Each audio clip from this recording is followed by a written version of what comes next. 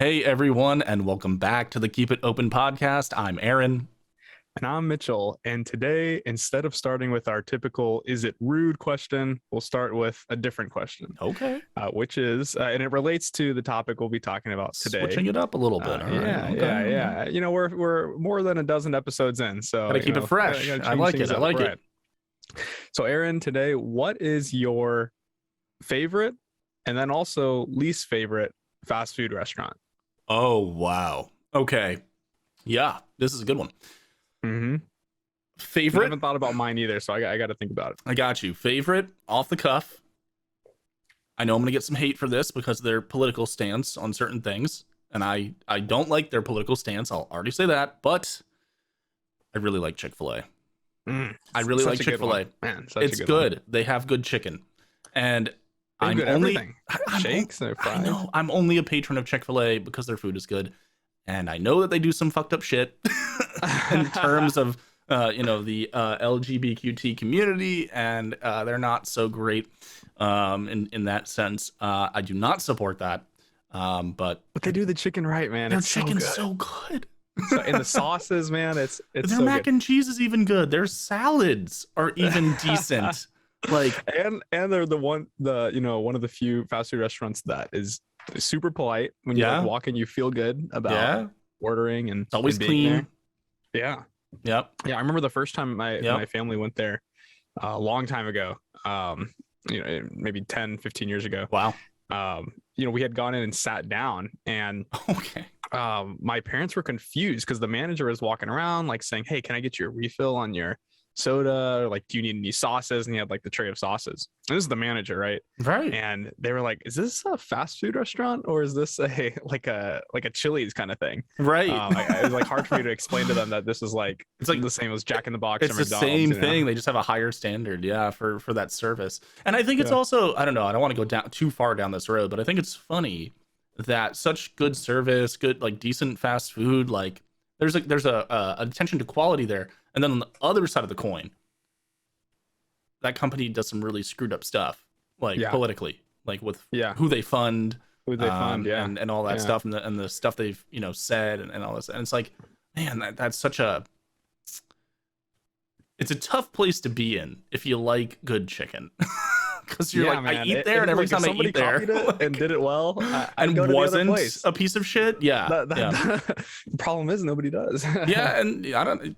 That's the thing, man. Is like it's unfortunate because part of me feels bad saying that I like Chick-fil-A, like the food. I know. But just the food. You gotta specify, right? Just the food.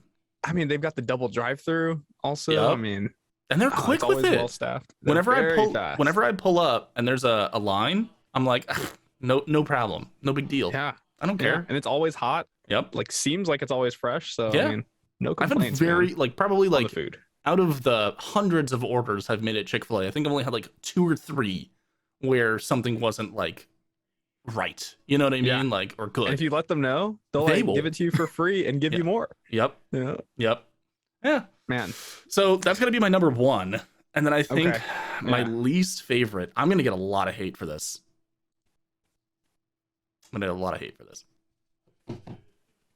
It's Whataburger. Whataburger. Yeah. Really? So I just don't think I've been to a good one. And we live in Texas, by the way. I know, dude. Yeah. I know.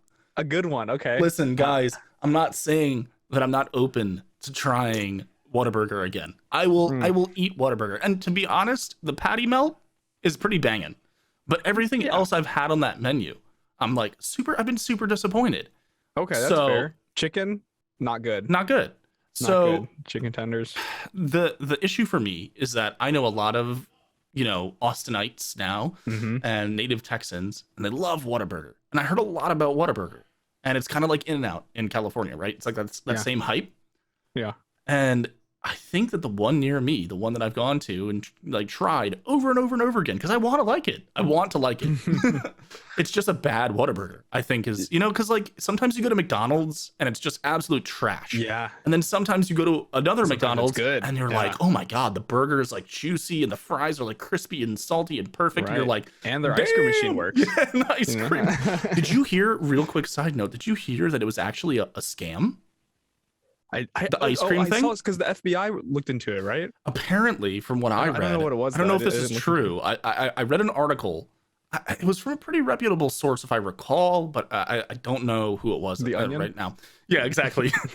So it turns out that McDonald's has a contract with a company, right? A machinery company that makes these ice cream machines specifically for McDonald's, right?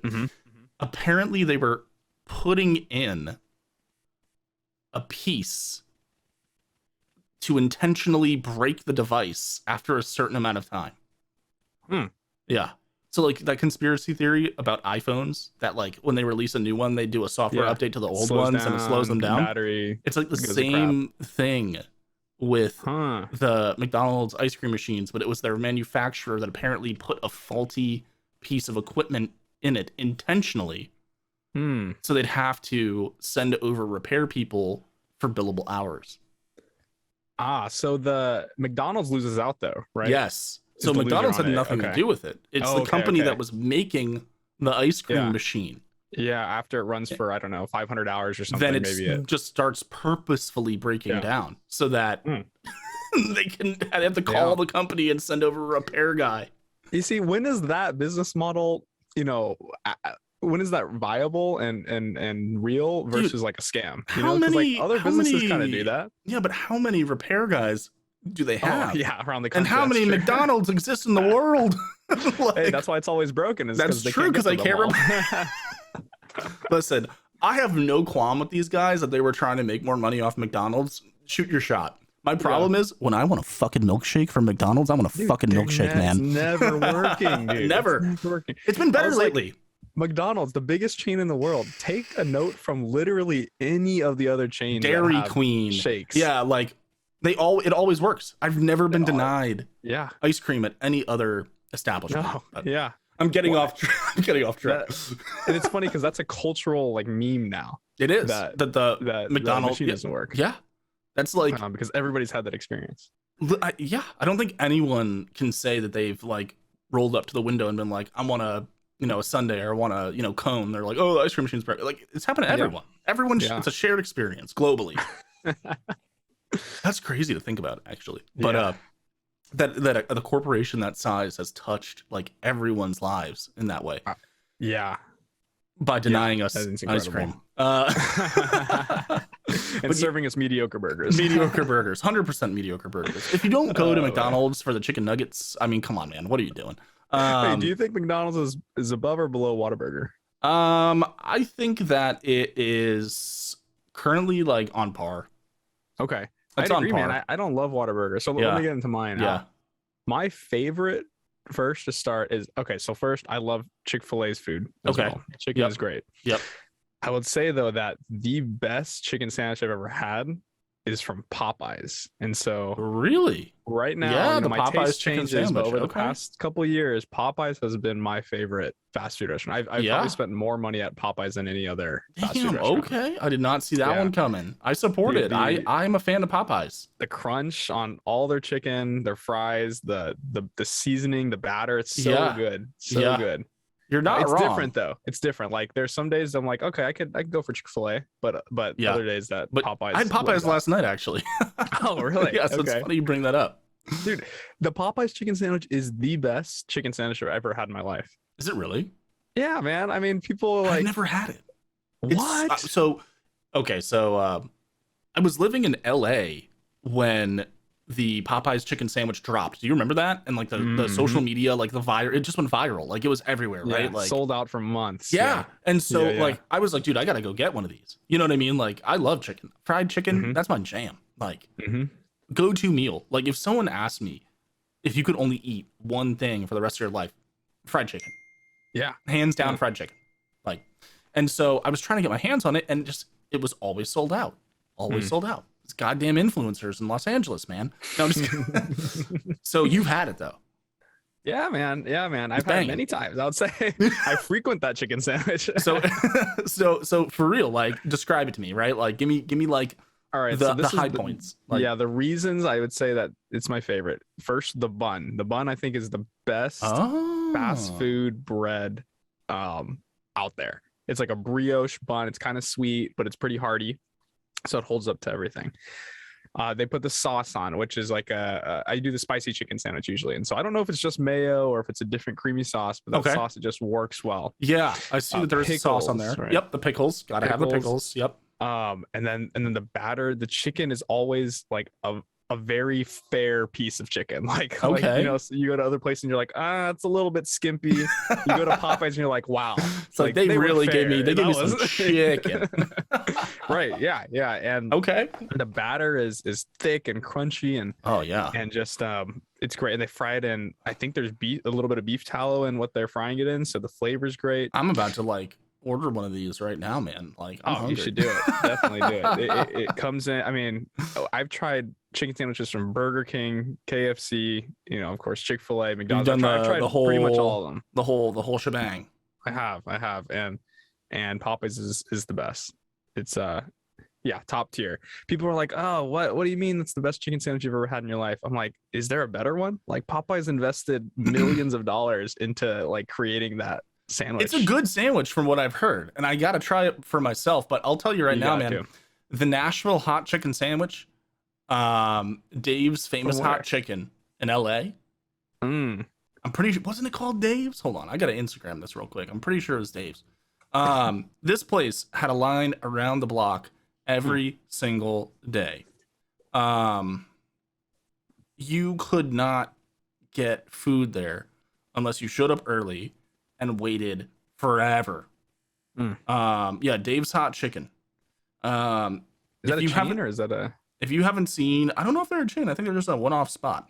If you haven't seen their Instagram, it is just a beautiful combination of reds and yellows, and it's just spicy chicken, crispy golden crinkle fries, you know, beautifully made buns, mac and cheese, pickles.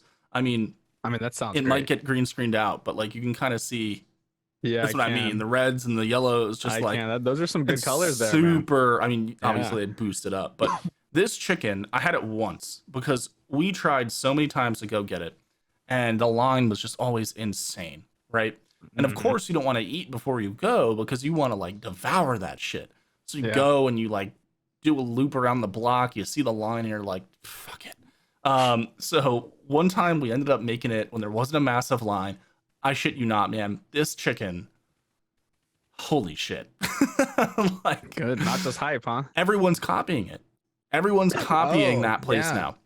Like there are places here in Austin serving Nashville hot chicken. Like Dave's was the one that went viral with it and like put it on the map. Dave's from LA made the Nashville hot chicken. I'm telling you, man, they made it viral. I'm telling you. They made it viral. Nashville? I mean, it's obviously a Nashville style recipe, but like I'm telling you, Dave's made it made it famous, man. Yeah, and they have a name. Big. That's a big topic or a big trend right now. Nashville hot chicken. A lot of restaurants are doing that and stuff. Dude, I'm gonna order chicken wings tonight. I'm telling you right now. I can't eat anything else tonight. Oh, you got to. Okay, so I would say my least favorite. Yeah. This one gets a lot of. I don't think I'll get a lot of hate. Okay. This restaurant gets a lot of hate, and it's Arby's. Dude, Arby's is bottom tier for most Arby's people. Sucks, dude. Yeah, not good. They tried to do the rebrand with the, like whole we have the meats thing. And I think I had to be controversial and say Whataburger. I should have said Arby's. People love to shit on Arby's and rightfully so, man. It's bad. When I go there, it's not good. I don't go there. I've never gone. Really? I think I've went once. I reluctantly go once. Okay. Yeah. And I had a sandwich from there, and you know the best thing that they have is the horseradish sauce. Okay, man, I haven't even been enough times to get that, I guess. Well, it's on the sandwiches sometimes. Okay. But I mean, I think that was like the best flavor. And I was like, okay, this is the only thing I like about this experience is this sauce that's on the sandwich. Like, without this, I don't know, man. It's something about, I guess, just deli sandwiches like that, or not a fan of. But So, and the thing is, I also have a super high bar for like deli style sandwiches because like East Coast, Italian delis, Jewish delis, like we take our meats seriously. You know what I mean? Like Arby's says we got the meats. No, you don't. You don't have the meats, Arby's. You're lying. Okay? You have a lot of low quality meats, like sitting in false advertising, warm pans. You know, like just sitting there for hours. Yeah, man. Like you want a good deli sandwich, go to Katz's Deli. You know what I'm saying? Like, you know, go to Katz's in New York. Oh yeah. Oh yeah. Okay, they have one in Houston. I've been to the Houston location. Very Dude, good. I mean, they're expensive sandwiches, but then you realize why when it comes out, because that bitch is like 3 stories tall. You know what I mean? Like great. They stack that shit up with corned beef, and they bring you mustard, ketchup, whatever the hell you need. They're just like, here it is. That's the best. You know what I mean? Like that's a deli right there. But growing up in New Jersey, man, like we had the Hilltopper Deli in Summit, and then we had the Milburn Deli. These are like nationally acclaimed delis. Like, I mean, always a line out the door, and it is worth waiting. Like they are worth waiting for. And so those are the ones where I've had the food and I'm like, obviously it's not as long as Dave's, like it's not in Los Angeles, you know what I mean? But like you might wait for 30, 40 minutes to get your sandwich, your meal. Yeah, just the sandwich. That's crazy. But it's worth every minute. Like, plus the sandwiches are like the size of your forearm. So like, you know, you're probably munching on that all day. I mean, that's what I would taking it to go for sure. Yeah. Oh yeah. And they also like Milburn Deli, they made their own iced tea and half. Oh, their iced tea was incredible. The best iced tea I've ever had. So every time I go back to the East Coast, I literally, if I'm staying with my mom in the city, one day I will take the train from New York City out to the suburbs in Jersey and take an Uber from the station to the deli and and wait there. The Godfather sandwich with a big jug of their iced tea, and I will just sit there and eat that sandwich and vape on their front patio for like 2 hours. Like, just this is the best day of my life. Like, it's also nostalgia, I'll have to say. But for sure, for sure, Arby's definitely, you know, F tier, just all the way at the bottom, dude. Just bottom of the barrel. I don't even know what the man, they're down there. So that kind of ties in with what we're talking about today. Well, the first thing I wanted to bring up was about how both McDonald's and Panera made some news over the last couple of weeks about having filed trademarks for a digital presence within the metaverse. So I got the article up here, and so according to McDonald's, so first of all, McDonald's and Panera, two of the biggest sort of restaurant names in the United States and McDonald's in the world, but trying to solidify their place in the virtual world of the metaverse. And so the article says, you know, according to McDonald's trademark application, which is what, you know, they applied for a couple of trademarks in the metaverse, the fast food giant is looking to operate a virtual restaurant featuring actual and virtual goods, operating a virtual restaurant online featuring home delivery. So if you're in the metaverse in the future, you could walk up to a McDonald's, order food in the metaverse, and then have that delivered to your house, to your door in real life. Yeah. And so the article talks about, you know, you're playing games, you get hungry, you just make a pit stop over at you go to McDonald's. You go to McDonald's. You go to McDonald's. Right. Well, you take you stop shooting some zombies for a little bit, and then and like just thinking about that, man, is mind blowing, because it's almost like a full circle type of thing, right? Because like I remember growing up, like when I was in my like teenage years, like 15 to 18, going to McDonald's was like all the time. You hop in the car with your friends, you know, you smoke a little weed, you have a beer or two, and there's you're the like, place to go to McDonald's. Yeah, like other fast food restaurants too. Yeah, exactly. And so like you go through the drive-through, you grab some burgers, some nuggets, Coca-Cola, you know, go back to the house, smoke more weed, eat your McDonald's, like, you know, you're on top of the world, right? And it's funny because with the rise of Uber Eats, Postmates, Grubhub, you know, all that DoorDash, all that stuff, you don't do that socialization thing anymore. It's like you're hanging out at someone's house, apartment, you're chilling. You want to order food? Yeah, like, I don't know, let's order whatever. Just order some nuggets, like, you know, and someone brings you something, right? And it's not even, I don't even think it's specific necessarily to McDonald's, right? But that's just kind of the memory. But more so, like, it's going to rekindle that social outing. Well, because now you'll get your food, but then you can eat it and enjoy it with your friends and people you're playing the game with in the metaverse, right? Yeah, you can go, like, you can physically like walk into a McDonald's in the metaverse with your friends. Like, yo, you're playing game, like me and you, we're playing something in the metaverse, and it's like, dude, I'm hungry. Want to go to McDonald's? Yeah, let's go to McDonald's. And we just jump over to the McDonald's world, and we walk in and place an order. You know what I mean? Like, Yeah. it's gonna be crazy. And then, I mean, the thought would be like, well, we could also eat it together, even though we're eating it separately, right? But I can like but see you're you eating it and together. experience. Yeah, and that ties right? back to what I used, I talked about in some past episodes about VR chat, where you go to these bars and you're just hanging out and someone says cheers, and everyone in the room responds with cheers, and then you see everyone's avatars, everyone's hands do this. No, really? Mm-hmm. Yeah.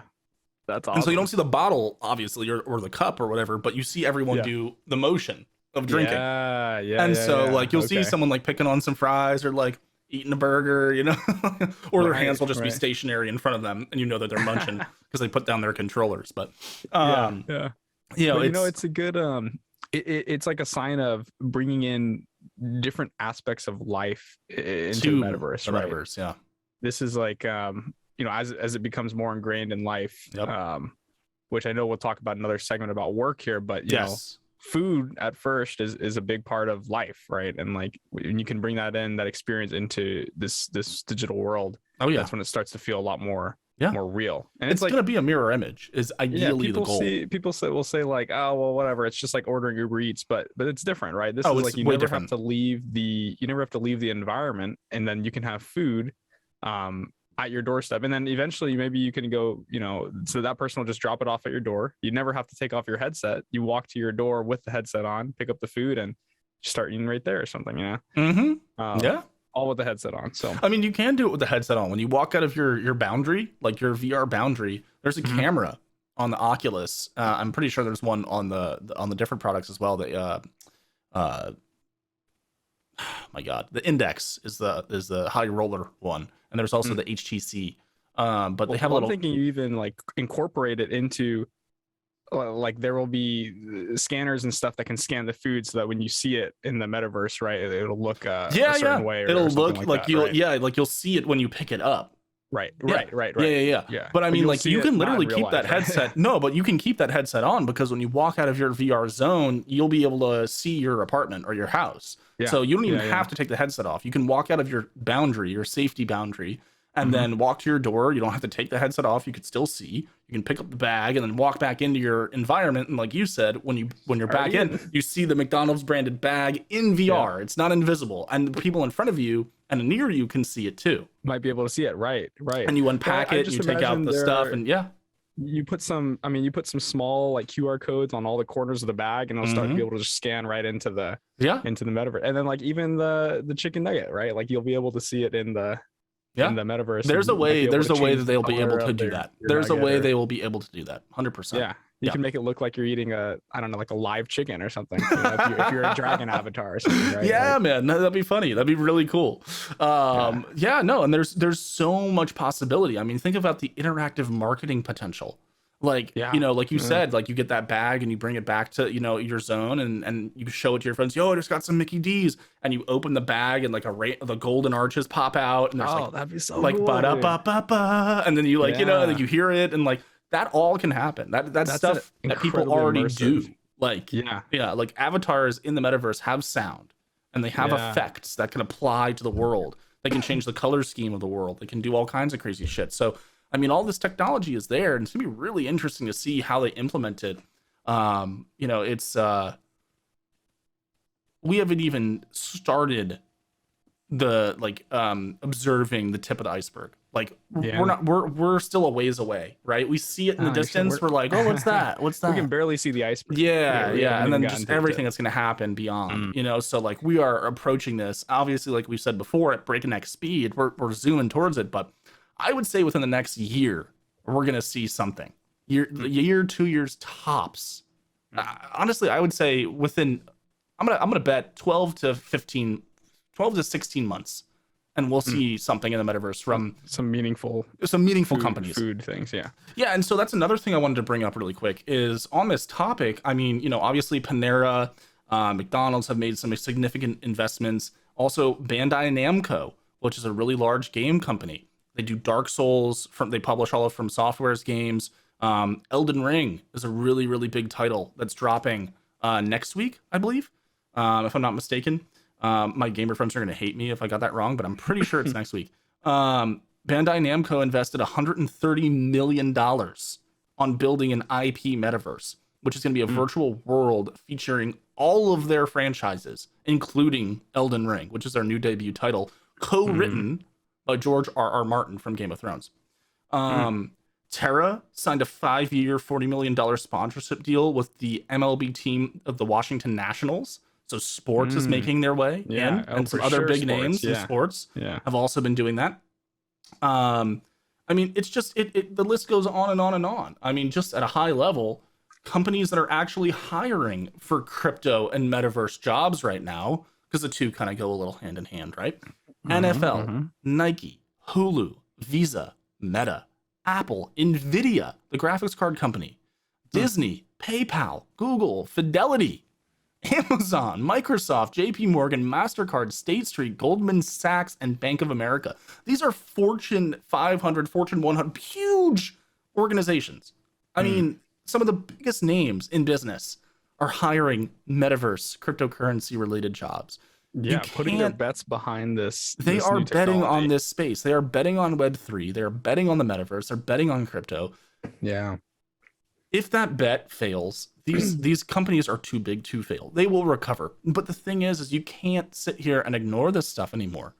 You can't not be part of it. You cannot be part of it. If the whole thing fails, then everybody then everyone's is out. Hundreds of millions of exactly. Dollars, right? Yeah. So you got to be in. If it takes off, you cannot. You'll fail as a company if you're not. Yeah, and I think if it takes off and you're not in it. I think that from a business standpoint, like you said, you got to be in, right? You got to hedge your bet. You got to be on it, because if you're not and it takes off, then you're kind of fucked, right? Like, you miss the train. So you got to put some money into it, and you got to bet on it. As a consumer, I think you also have to invest. I think you also, and that doesn't necessarily mean money. That means time, attention, understanding. Yes. Oh. My guy.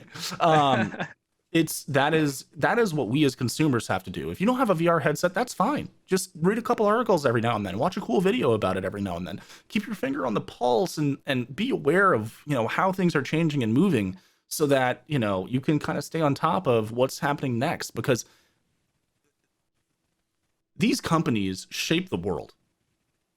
Frankly, right? Like McDonald's, Coca-Cola, the NFL, like Microsoft, Apple, so on and so forth. These companies have so much influence, so much power.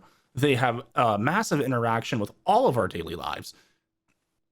Being on the know, or in the know, about what they're going to do on Web3, in the metaverse, with crypto, it's going to affect you one way or another, whether it's directly or indirectly. So, and again, we're early now, but it's like the equivalent of, I don't want to look back in 20 years and be like, oh, I never learned how to use the internet. Yeah, exactly. I'm still, I don't know, I'm a lumberjack in the middle of a forest. Like, that's my only skill or something, right? Like, and nothing wrong with lumberjacks, right? They're highly skilled. Yeah, nowadays, well, you talking shit about lumberjacks, man? What's going on here? What's going on? I mean, modern day lumberjacks, operate heavy machinery. Oh, they yeah. use chainsaws, but I'm talking, just got an axe in the woods, right? Bunyan vibes, Paul Bunyan vibes. And that's I would say the equivalent. If this thing takes off and you don't have an understanding of it, right, your job will likely be taken by some automation of some sort, or some 18-year-old fresh out of high school, that can do what needs to be done. Yeah. I mean, it's like not learning. Learning Word, Microsoft Word, or something when you're in school 10 years ago. Not knowing how to use Outlook or Zoom these days. Or let's even take the brand out, like not knowing how to do an email, right? Yeah. Like that's kind of it's going to be the baseline of work and it's play an upskilling and life. It's going to be an upskilling for everybody. Like understanding how to operate in virtual reality to an extent. It's going to be just like everybody who had to learn Zoom and had to go buy a webcam and potentially wanted to get a better mic or a better camera or figure out their lighting or set up a virtual background, or all of these things that were just not part of your role or your job in the past. You went into an office, you had a cubicle, you had an personal office or whatever. That was a whole new skill set for a lot of people to learn. This is going to be the same thing. If you don't know that today, or if you can't learn that, let's say, it's going to be hard to find a rude awakening. A remote job these days, let alone in a few years when it goes a little bit more metaverse. No, absolutely. Yeah. 100%. And so, with those things, floating out there, I want to talk about a really cool article on Morning Brew titled Battling Zoom Fatigue and Burnout with VR Headsets, because I think it ties in nicely to kind of what we're talking about here, right? With McDonald's and all these other big companies making these huge bets and investments into the metaverse. And obviously, they're going to make these bets and then they're going to do everything they can to get people to engage with them, right? Mm-hmm. These are Mm-hmm. marketing ploys, basically. Yeah. Right now it's about building it, build your brand, Yep. claim your stake, and Yep. then it's going to be about let's Bring 'em drive in. people to go. Yep. Yeah. So if you build it, they will come, kind of thing. exactly, 100%. Well Yeah. said. I couldn't have said it better myself. And so, That's an original. So. yeah, you guys can quote him on that one if you haven't heard it. Now you know. So I think that anyone that has a job that makes you use Zoom, which Mitchell and I are on Zoom all day, every day, very frequently, I would say. Yep. Over time, the burnout is real. You're staring at a two-dimensional screen. You're not very engaged. You're not immersed. There's not a person in front of you. You're not sharing a space.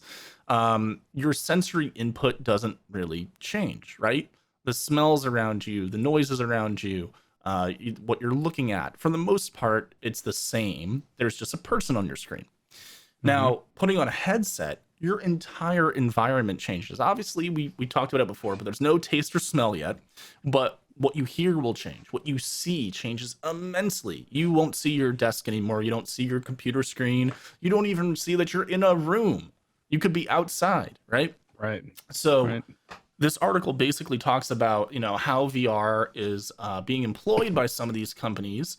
I believe there was a small list here, such as Loom, Realize, Review Round, have been using VR to bolster morality. Basically, employees at the at Trello have used VR to join impromptu golf games with each other on breaks to blow off steam, and also,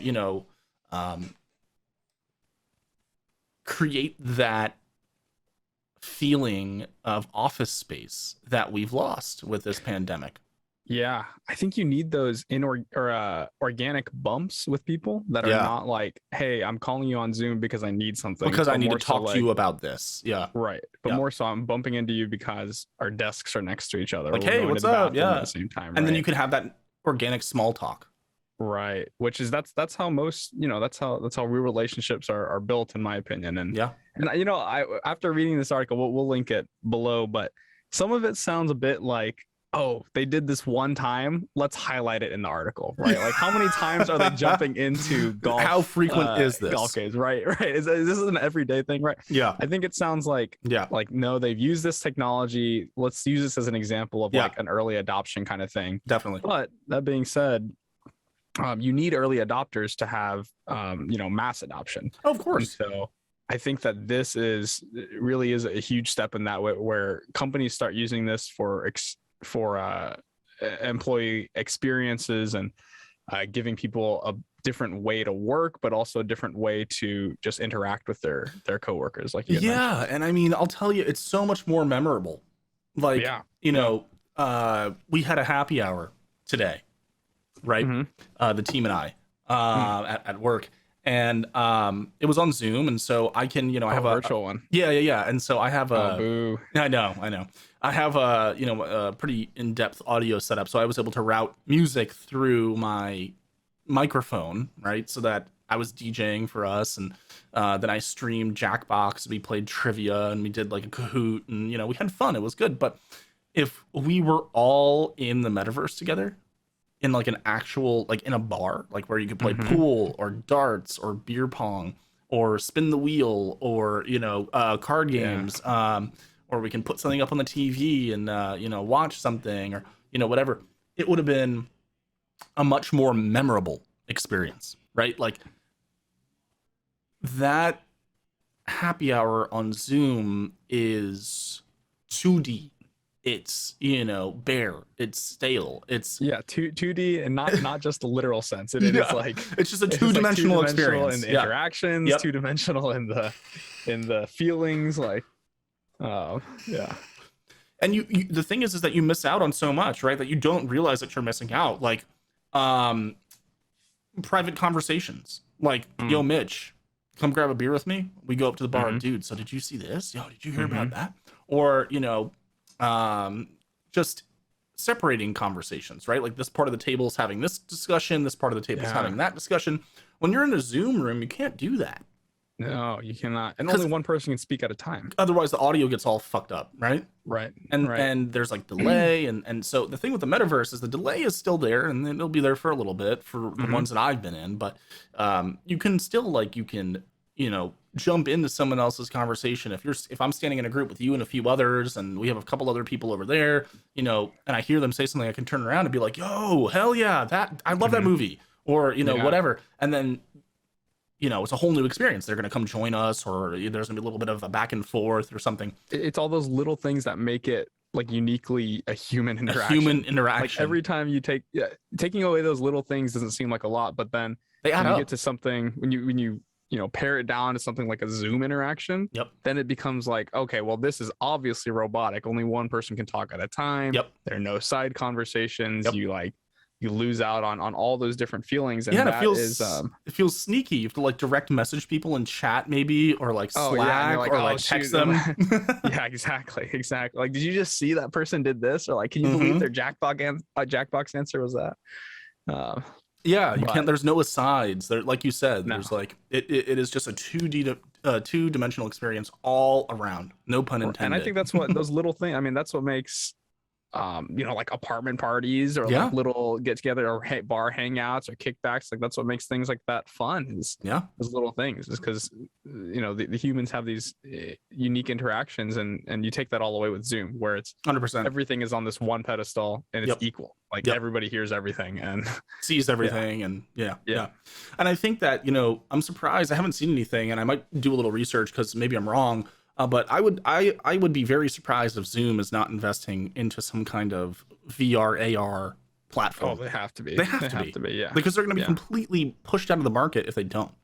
Right. Can you believe how fast that changed? I mean, we're talking Zoom blew up 2 years ago, maybe. I mean, not even 2 years, right? Like, it hasn't even been 2 years since it started, and year and a half. And nobody knew barely anybody did video conferencing. No, like phone calls, and maybe you'd call in to a conference call, but no one did video calls. That was pretty rare from super rare. I had experienced, right? Yep. And now only less than 2 years later, we're talking about Zoom being phased out, just because I don't think it's a good experience people like. Like, it obviously works, and like we've been doing it, but is it the best? Like, it can be optimized a lot. I agree. And also, I think a lot of the people will have there's going to be a barrier of entry with VR because of the headset and the controllers, and it's going to be a whole new thing to learn. And some people aren't excited about that, right? Some people don't want to make that investment. That's not something that they're interested in. But I think the haters out there will say, like, what, you want me to buy a headset, buy a good audio system, so I can go talk to my buddy at a water cooler? Like, yeah, right. No, the company will provide that for you. And right now, an Oculus 2 is the lowest price it's ever been, and they're including extras. So I mean, there's literally the barrier of entry is getting lower and lower. Not a sponsor. Sponsored us, Meta, please. Somebody. No, it's the barrier of entry is being lowered. They want people to get in, and this is, that's the point. They need this wide adoption. They need people to make the investment on their own time and do what I do. They need people to be champions and say, dude, I got a VR headset for the holidays and it's awesome. I love it. I can go hang out at the bar. I can do a workout. I can go explore. Like, I've had experiences I never thought I would have. I've seen things I've never thought I would see. And I had an emotional reaction to it. I have a memory. Like, it's like I said earlier, like, that Zoom call, not memorable. We had fun. Definitely had fun. How many Zoom calls have you been on that just stick in your memory? Yeah, unless you said something absolutely terrible. I remember almost every happy hour that we've had. Exactly. Every happy hour that we've been to with the team, I remember details. I remember where we went. I remember what we drank. I remember what we ate. I remember some of the jokes. I remember, the good times and all that. And so with VR though, I can tell you, I remember so many details of different nights I've gone in and, drank with people and had fun and played card games. Like I went in last week. We went to a world called Drinking Night. We played Shitty, which is a card game.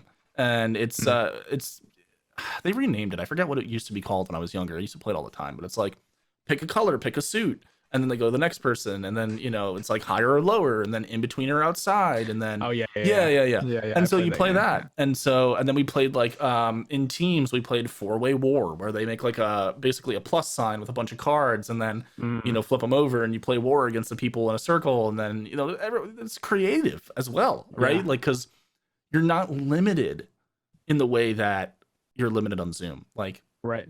And I think that of course there are limitations, right? There'll always be limitations compared to real, I mean, maybe not in the future, but but right now there'll be limitations, right? But it's like a trade-off. Like you can maybe 4-way war is a bad example because you could certainly do that in real life, but like you could sit at a bar in Hawaii, and that's the trade-off, right? Like you can't hug your coworker or something, or your friend or acquaintance, but you can all hang out and do you can do 80% of what you would do in real life, but then that extra 20% is made up by the fact that you're in an exotic location.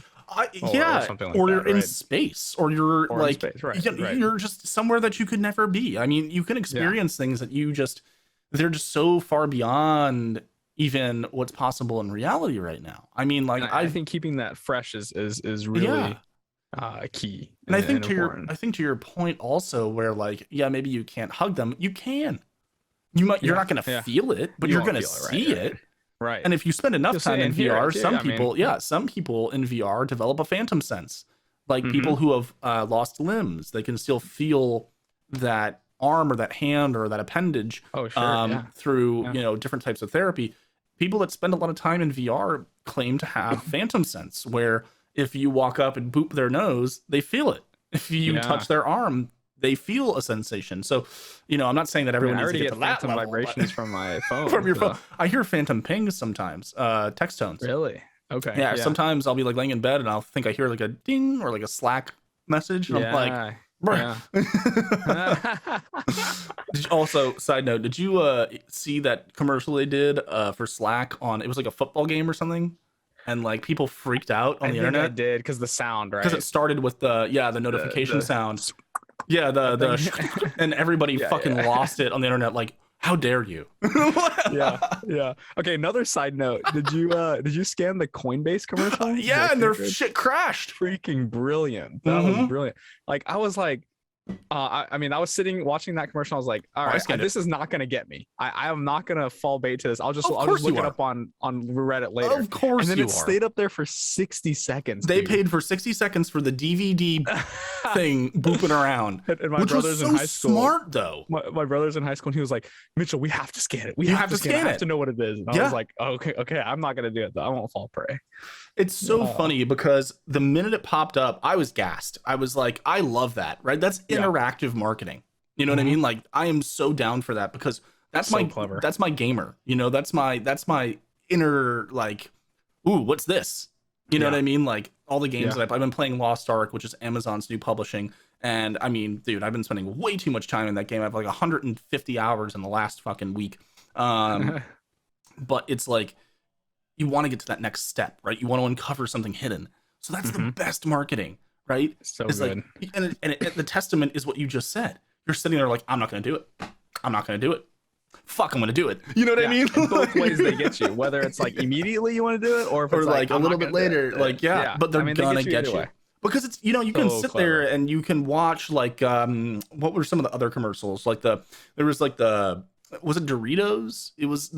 They were singing I don't remember. all Doritos the animals in the rainforest or something. I don't remember. It was an entertaining commercial. There, like it was some good, cute animation. Like it was a funny little song that they incorporated with everything. And you're like, ha ha ha, that was entertaining.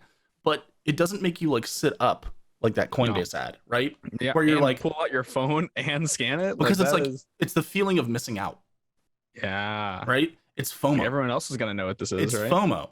Because with commercials, the standard commercial where they tell you a story or do something funny or whatever, the information's being recited to you. You're just absorbing it, right? And you have a choice to tune it out or tune in. But with Coinbase, it's like, hey, yeah, you want to know what this is? I think somebody, I can't remember who made this point to me, but it was like, it's too many of those Super Bowl commercials rely on cameos from celebrities, big celebrities, and Coinbase, right? Like they were like, they didn't have to pay $10 million to have Kevin Hart or something in it, right? Like, I can't wait for the interview that comes out, because there will be an interview at some point, I'm sure, about that commercial, because it was kind of the first of its kind, right? Yeah, it was playing on a meme. Good. It was based on a meme, the DVD hitting the corner of the screen meme, and it was an interactive ad, and that shit probably cost them like $1. Like, I mean, it was probably just worked into someone's salary. Yeah, like their marketing team, like, hey, make this. Exactly, and all they had to pay for was the screen time. Literally, and the actually creating that ad was nothing. And again, they played to the meme culture. It's gonna phase my phone out here, but the screen when you hold on. No, it's too bright. The screen when you tried to go through was, wow, that was more popular than we thought. We need a quick timeout, but don't worry, we'll email you when things are back. And at the bottom, it's a freaking Shiba Inu. And then there's a button that says, got it. Like, playing to the meme culture, playing to the younger generations. Like, it's just a good ad. Brilliant. Yeah. Absolutely brilliant. And, this is another one of those things. Like, this is what marketing is going to be like in the future, in the metaverse. In the metaverse too, right. And I think we also interactive a lot more. And I think we also tailor to you too. No more of this like, let's just make one commercial that's supposed to blow everything out of the water. 50 million people. Yeah. Like, instead it's gonna be super tailored and like, let's do 10 different commercials that only appeal to maybe 1 million people each, but it's like a lot more you get more ROI on something like that, right? Yeah. Because if someone's gonna because exactly. And if someone's gonna take the time to scan something or interact with something, you've already captured attention. Right. You're not really wondering like, okay, so this many people watched the Super Bowl during this amount of time, so they saw our ad. Now how many people took engagements? Because it happened. Like, they went to your website, and so I think that was a really cool turning point, right, for like the paradigm of the Super Bowl ad. I think we're going to see some really interesting stuff next year. And also the halftime show was one of the best ones to date. So good. Loved it. I think the fact that they had a lot of celebrity power was helpful too. And it was just a good lineup, man. Yeah. It was a fun halftime nostalgic, show. It was a good time. It was really good, man. I loved it. I thought it was really good. High energy, good stuff. And a good football game. Dude, right? Last year was terrible. This year was great. It's a great game. But I think one thing that, I want to talk about in the future on more episodes, and we can just like briefly touch on it now, is the middle ground between virtual reality and reality, which is augmented reality. And this is something that, obviously is being developed as well, but is, I think, taking a bit of a back seat because VR has got a little bit more hype around it. But I don't think that AR is by any means a lesser player in this race, or not in this race. I think it very much is. We've mentioned before Google Glass. How long ago was that? I mean, more than 10 years ago. 10 years. I think so. Yeah. I was like 20. Like So that level of augmentation, right? That kind of hardware has been in development for a very long time. I know Apple was working on something when Google was working on something. They just never released a prototype because that's not Apple's style. They're not going to put something out until they're ready, right? I think that's going to be a really, really big lubricant, for lack of a better word, to get people from non-adoption to partial adoption to full adoption. Right. Now, also, I think we talked about this in a previous episode as well, but augmented reality, I might have had this conversation with my dad over a beer last time he was here, because I think it's a really cool concept. But VR is something that you do in a space. AR is something you take out into a space. So, you wear out your AR glasses. They're sleek. They look cool. They're made by Apple or Samsung. You walk into a restaurant. You sit down at the table, and they don't give you a menu. You just look at the center, and your glasses pick up a QR code, and the menu pops up in front of your eyes. And then you can minority report that bad boy and zoom in and turn the page, or whatever the interactive scenario is going to be. I'm sure people will get very creative with it. But then, I mean, that's good for paper production. That's good for, you know what I mean? Overhead for restaurants. There's so many other applications that can be, brought into that space as well. I'm just thinking when you walk around, well, let's say a contained space, like a trail, right? Like you'll be able to know about any of the fauna that's on the trail, any tree that comes along, like, hey, you look at it, little thing pops out. This is this. Ivy. Right. Yeah. It's native around this area or something. And you can make that an interactive experience at museums or even a pathway. Yeah. And like you said, interactive at museums. Oh, that's going to be killer. I mean, that's going to be one of the first things, right? Like they don't need a little plaque that you have to go up and like squint at, You just look at a piece of art and then off to the side, here's all the info about the artist. And then you can swipe and go and like see what you want to see. It puts the power in your hands, right? And it's also going to provide a tremendous amount of work for developers and directors of, these different projects and programs. I mean, it's going to explode soon. Like this is that's exciting, man. It is. It really is. Cool stuff. That's cool stuff. I mean, Google I get gassed up. You can hear it in my voice. My voice gets higher pitched because I'm like, dude, this is so cool. Well, the Google Glass was so hype. I mean, people wanted that. I would have found a way to get my hands on that. That's a product that people had dreamed of for 20, 30, 40 years, right? It was sci-fi. Sci-fi, right? It was sci-fi. It was like people wanted it to happen so badly that when it didn't happen, it was kind of a quiet death of that. They didn't announce like it was dead or anything, but people were kind of just like, what happened to Google Glass, right? And we weren't ready. Kind of talk about it now, right? We weren't ready. But I was ready. Oh, I was too. I was ready, man. That was so cool. Oh yeah, the ads and stuff look sick. It was amazing. Although they were just like kind of concept things, but no, I remember I was literally in a restaurant once and I saw a dude and he was wearing a pair. And I walked up to him and I asked him, I was like, wow. I was like, one of the prototypes, I was like, right? Yeah. I was like, dude, do you like it? He was like, it's amazing. And I was like, yeah. Really? What could that first version even do? That like you could do some stuff. You could check your mail. You could do Google searches. You could take pictures. You could look through photos. I mean, it was pretty basic stuff, but you have to remember at that time, smartphones were still relatively basic too. That's true. I mean, we were in the first couple generations of iPhones. The iPhone. Yeah. I mean, you know what I mean? Like that was before the major overhauls of UI. That was back in like the old, I'm pretty sure that was back in the old iPhone UI. Where it looked a little kind of clunky, you know what I mean? Yeah, like, you remember the YouTube app? I do. It was like a TV kind of looking thing. Yeah, like the brown. Mm-hmm. And so I think it's funny, right? Because like we think back, it's like, what could it even really do?